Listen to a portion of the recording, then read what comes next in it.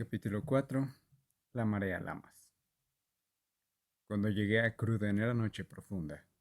Había estado todo el camino pensando en Gormala MacNeil y el extraño misterio del que me hablaba.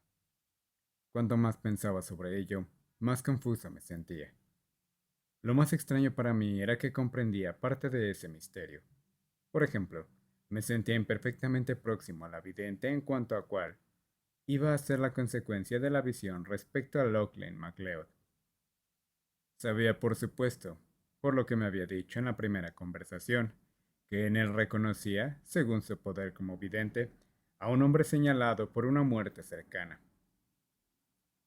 Pero yo sabía algo que ella no parecía conocer, que en verdad era un hombre de oro. Por el instantáneo destello del trance por mí sufrido o lo que fuera que me había ocurrido en el muelle, había creído reconocer en él a un hombre de oro de pura ley. No meramente porque su cabello era dorado y porque podía decirse que sus ojos eran amarillos, sino que todo su ser podía definirse de ese modo. Así, cuando Gormala había hablado, su viejo ritmo parecía un repentino primer elemento del grupo de tres poderes que debían de unirse antes de la revelación del misterio del mar. De acuerdo con esto, tomé la decisión de hablar con la vidente y pedirle una explicación. Mi propia actitud intelectual respecto al asunto me interesaba. No era escéptico, ni creía. Mi mente se hallaba en posición de equilibrio. Ciertamente, mis simpatías tendían hacia el lado misterioso, apoyadas por cierto tipo de comprensión de la naturaleza íntima de las cosas, lo cual era algo emocional o inintencionado, más que racional. Toda la noche creí soñar. Mi mente daba vueltas sobre lo sucedido ese día. Cientos de diferentes vínculos entre Gormala, Lachlan MacLeod, la marea Lamas, la luna y los secretos del mar se agitaban en mí. Se hacía de día cuando caí dormido en el instante en que unos pájaros madrugadores se ponían a cantar. Como suele ocurrir tras una noche agitada con sueños angustiosos, el amanecer hizo que todo fuera olvidado. Fue avanzada la tarde que de pronto recordé la existencia de la hechicera, pues esto es lo que empezaba a pensar que era Gormala. El pensamiento vino acompañado por un sentimiento de opresión que no era miedo, pero sí intranquilidad. Era posible que la mujer me hubiese hipnotizado de algún modo o en cierto grado. Recordé con un sentimiento de ligero nerviosismo cómo la tarde anterior ella había hecho que me detuviera en la carretera y yo le había obedecido, perdiendo el sentido de lo que me rodeaba ante su presencia. Una súbita idea me asaltó. Fui a la ventana y miré fuera. Por un instante, mi corazón pareció detenerse. Frente a la casa se hallaba Gormala, inmóvil. Salí enseguida y me acerqué a ella, e instintivamente ambos fuimos juntos hacia las dunas. Mientras caminábamos, le dije, ¿a dónde fue ayer anoche tras dejarme? A hacer lo que se debe hacer. Sus labios y cara permanecieron inmóviles. Vi que seguir en ese tema no llevaría a ninguna parte, de modo que pregunté de nuevo. ¿Qué quiso decirme con esos versos que me recitó? Su respuesta adquirió un tono solemne. Solo quienes los compusieron podrían decirlo, cuando llegue su momento. ¿Quién los compuso? Nadie lo sabe. Son tan antiguos como los fundamentos de las rocas o las mismas islas. ¿Y cómo es que los conoce?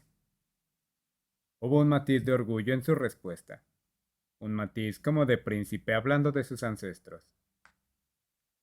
A través de los siglos han llegado hasta mí, de madres a hijas sin el menor error. Debes saber, joven maestro, que soy de la raza de los videntes. Tomé mi nombre de una gormala de Uist, que durante largos años pronosticó la muerte a unas cuantas personas. Una gormala que en las islas del oeste era conocida y temida por todos.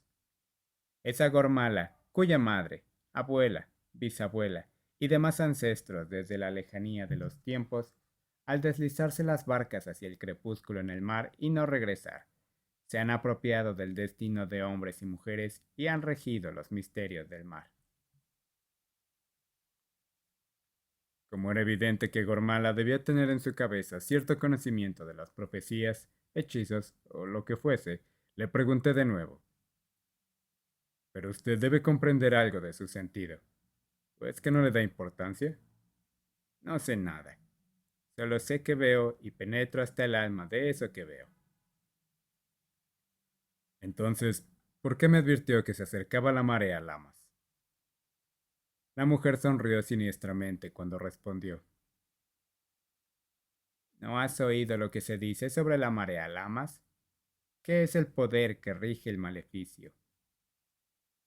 Bien, el hecho es que no sé nada de la marea Lamas. La iglesia anglicana no lo enseña. Añadí como justificación de mi ignorancia.